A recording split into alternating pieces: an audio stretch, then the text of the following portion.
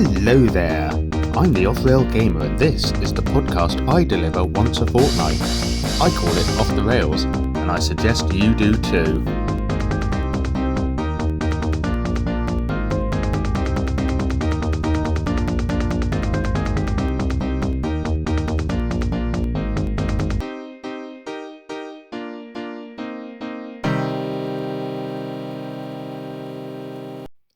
Episode 27 then, here it is, and just 2 days before Off the Rails celebrates its first birthday. That's right, it's been almost a full year since I aired the first episode, and haven't we come a long way since then? I mean, the format of the show hasn't really changed much, but I kind of feel like it gets the job done.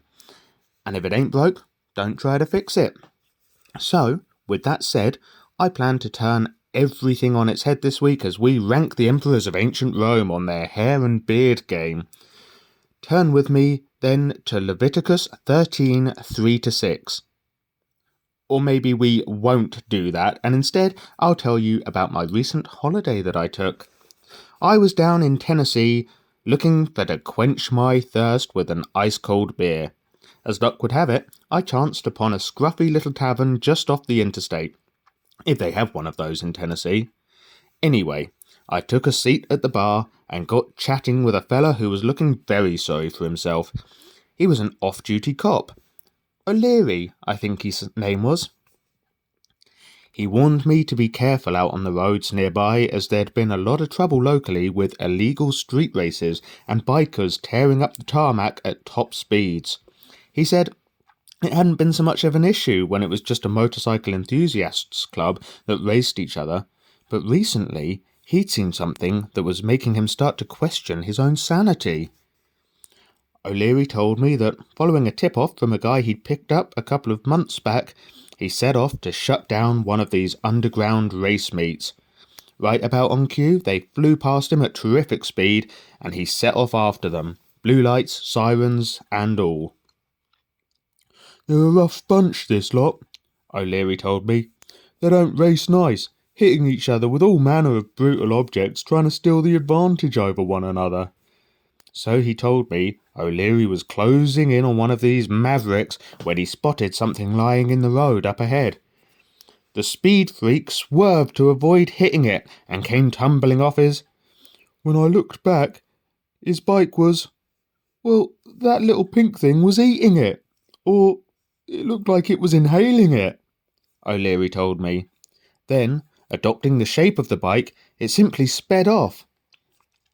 I asked O'Leary how much he'd had to drink, and he said not nearly enough yet. Strange story though, isn't it, listeners? You know, that description though, kind of made me wonder if it could have been... No, surely not. But what happened regarding the street race? I'm sure you're all wondering. Well, O'Leary was apparently so stunned by what he saw that day that he lost his bust, who was of course on foot by this point, and spent the next part of his shift getting yelled at by his sergeant. And I'm afraid I must apologise to you, my Orgonauts, for none of what I just told you was true. It was a fabrication of my imagination that I made up for your imagination. There was no dive bar or interstate. There's no such place as Tennessee. And I never did get drinking with an off-duty cop named O'Leary. But if I had, I'm sure he'd have wanted me to tell you that Off the Rails podcast goes out on Spotify, Amazon Music, Google Podcasts and YouTube, and you can find every episode right the way back to the very first on each of those platforms. Additionally, if you check the podcast episode description, you'll see links to all my socials, TikTok, Twitch, X, YouTube, and most importantly, my email address, offrailgamer@gmail.com, where you can write to me with anything that's on your mind. Just keep it clean and don't be mean, and I could be reading your comment out next episode in our favourite section, Listeners' Whispers. But whoa. How about we stay where we are in this episode, eh? You may be pleased to hear that we've made it through the introduction and are now ready to move swiftly on to the first segment that I call What I've Been Playing Recently. Mainly because it's the segment in which I tell you all about what I've been playing recently.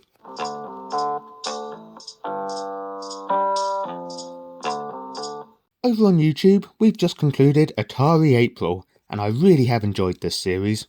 We wrapped things up with a few racing games including Pole Position and Grand Prix.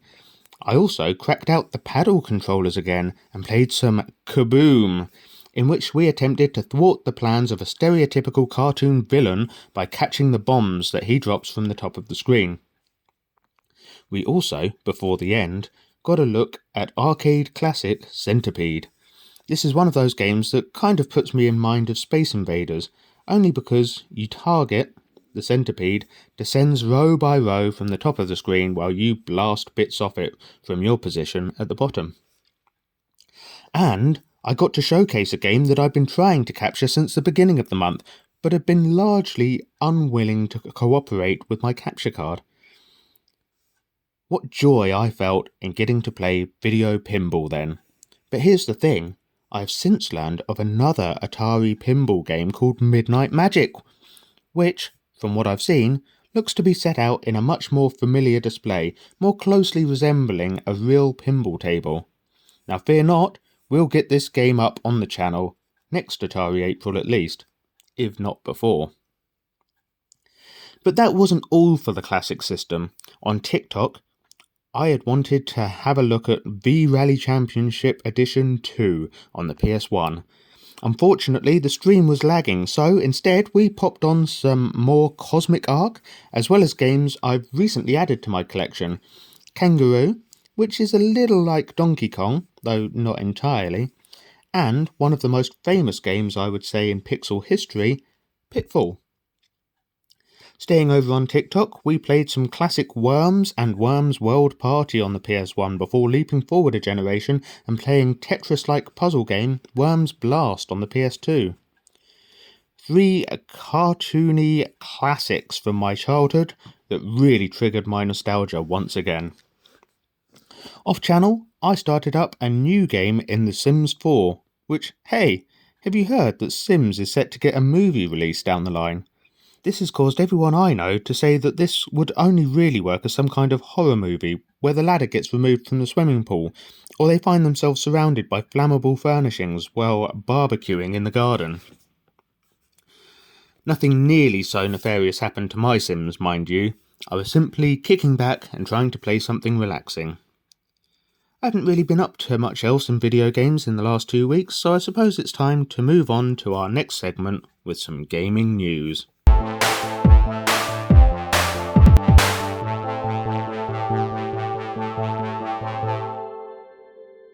Oh dear, Organauts. Things are sadly not looking good for Cities Skylines 2, which is still seemingly somewhat unplayable, or at least buggy for many players. As such, Colossal Order is refunding customers their purchase of the Beach Properties DLC, which is now going to be a free additional content pack. Good news for us, I guess, as we can pick up this expansion without hurting our wallets. Potentially bad news, as we're yet to find out if there's a home computer capable of even running the game. Look, I really want to like this game, and in fact, spent much of last year almost desperately looking forward to it. Thank goodness the first game is still so much fun to play, eh? As it could be some time yet before we get a working sequel. I think at this point, I'd be tempted to start work on CS3 and write this one off as too demanding for most machines. In other gaming news, we've had reports that the daughter of the president of Cercia has been kidnapped by Shirudo Garo in an attempted coup to overthrow the new regime. In a leak from a Cercian government official, we understand that the VSSE have been called in to handle the situation. Wait, what do you mean that's not news? Time Crisis was released 29 years ago. And not on this day either, Organauts. I understand the arcade release was December 1995, with the PlayStation port coming sometime in 1997. Look, I did what I could to find some gaming news for you. There just isn't really any. And 2nd of May wasn't looking too exciting back through the years either. So what's a boy to do but move us swiftly on to the main part of the show? Cue music, and I'll catch you in just a mo.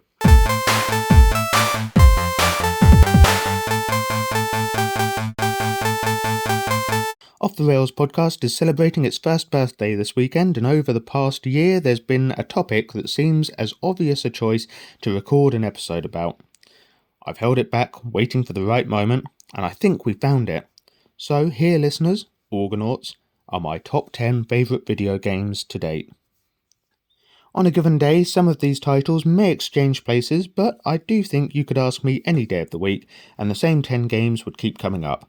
Please remember this is my personal top 10, and in no way an objective ranking of the best games ever released. We'll do this top of the pop style, and count down from number 10 to my number 1 all-time favourite game. Starting off strong then, we've got The House of the Dead, in which you visit the mansion where Dr. Curian has been conducting some bizarre experiments, reanimating the dead, and creating hellspawn left and right. This is a hellish nightmare reminiscent of Resident Evil, in which you walk alone through a stately home putting bullets in zombies. They won't be getting up again from that shot. I launched the offrailgamer channel over on YouTube close to 2 years ago now, and the first game I played was The House of the Dead remaster on the Switch, which was my first time replaying the game since my teenage years, when we had a copy of it on home PC.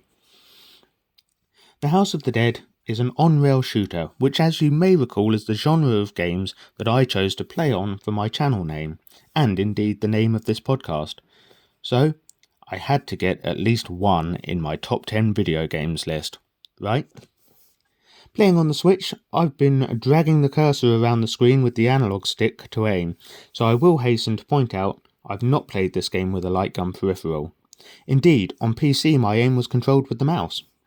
I have, however, played later games in the series, House of the Dead 2 and 4, I want to say, at the arcade with a light gun, and it was a fantastic experience. But for me, and it might be because I have the most nostalgia for it, the original makes it into my top 10. In at number 9, for me, is Assassin's Creed Origins. This spot was closely contested by Assassin's Creed 2, which was the first game in the series that I played, and does hold a special place in my heart, but Origins was the game that got me through lockdown when I finally made the time to give it a try.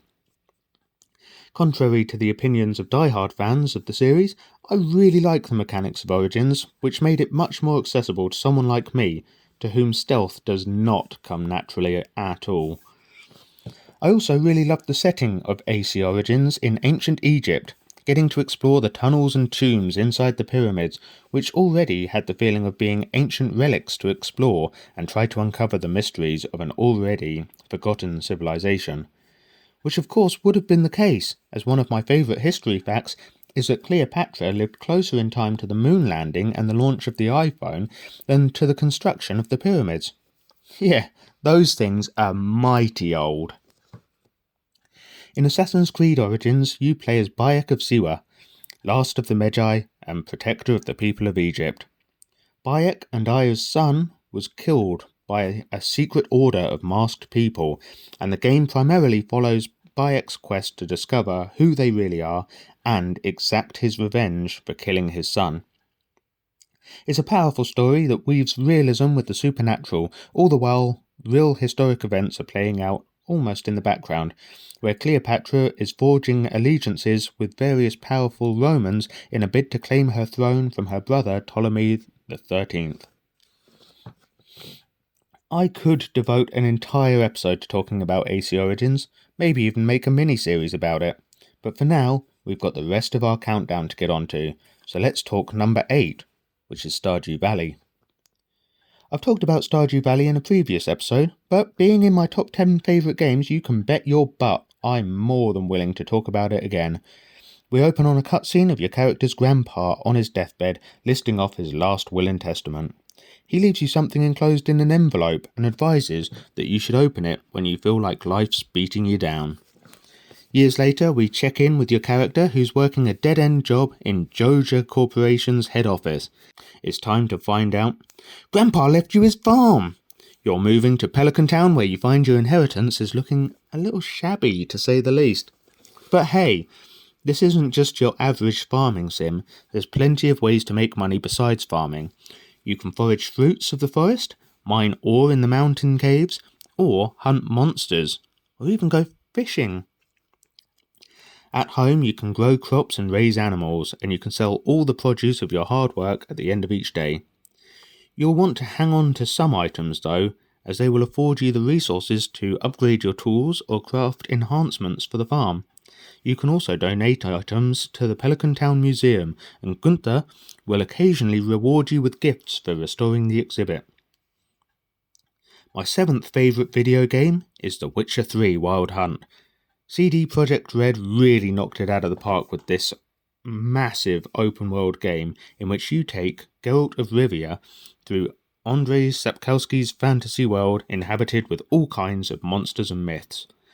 Though usually you'll find the greatest monsters are humans, of course. So the world of The Witcher isn't so fantastical after all. Quite true to real life, in fact. Geralt's ward, Ciri, has disappeared, and you'll spend much of the game trying to track her whereabouts, asking everyone you encounter for information that might help you find her. Now listen, this game turns 9 years old this year, but I am mindful that not everyone will have played it yet, and it really is well worth a playthrough, so I really don't want to spoil it for anyone. For that reason, I'm going to speak very vaguely around it. The world of The Witcher is harsh, yet the landscapes are truly beautiful. The setting is essentially medieval, and you'll do battle with your swords, one steel and one silver, and your crossbow, as well as a handful of magic Witcher signs that Geralt can cast, either in defence or as an attack. You can travel around the coast by sailboat or traverse the land on Geralt's horse, Roach. That is, if you can get your four-legged companion to head anywhere close to your desired path and not just go careening into the nearest tree or other world object.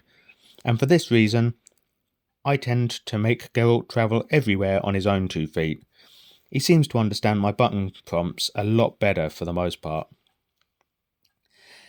Now, things are getting exciting as I ready myself to tell you about my 6th favourite game of all time, or to date at least, and we're going back to the original PlayStation to talk some Soviet Strike. This game is pretty much set in a Cold War kind of environ, although IRL, the Berlin Wall had been torn down and the conflict was basically over.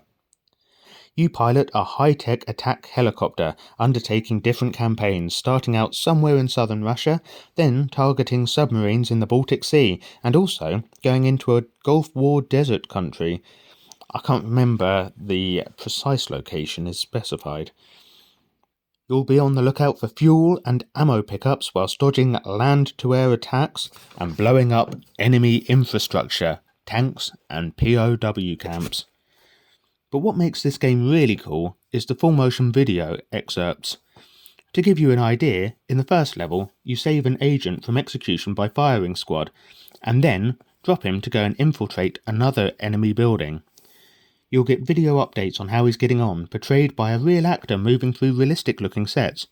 It all just really builds your immersion. I didn't immediately get on with this game when I was a kid, but one day it just clicked, and I've been a fan of the Strike series ever since. We're staying PS1, sort of, with this next entry. When I was a young boy, I really got into Road Rash. I've been referencing the series in my intros the past 3 weeks. Well, I first played on PlayStation, and it had a huge impact on my music taste going forward, with a soundtrack consisting of massive tunes from Soundgarden, Monster Magnet, Paw, and others. In Road Rash, you compete in illegal street races on your motorbike. There are FMV cutscenes in this game also, and you'll get a video relevant to how you finished, either getting mocked for finishing so far back in the group, wrecking your bike if you come off it too many times, having an Alsatian set on you by the cops if they bust you, or choosing your trophy if you win.